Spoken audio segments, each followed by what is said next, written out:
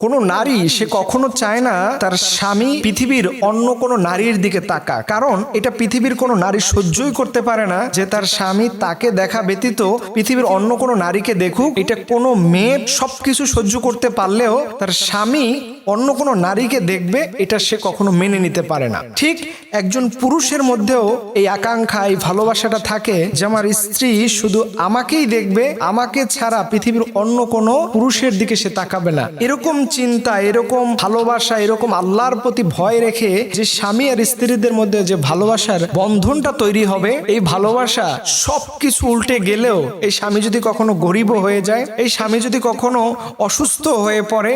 এই মেয়ে যদি কখনো অসুস্থ হয়ে পড়ে, তার সৌন্দর্য যদি নাও থাকে, দেখবেন কখনো এই স্বামী আর স্ত্রী কখনো একজন থেকে আরেকজন আলাদা হয় না, কারণ তারা তাদের জীবনের প্রত্যেকটা মুহূর্তে তারা হচ্ছে পবিত্রতম ভালোবাসার মানুষ।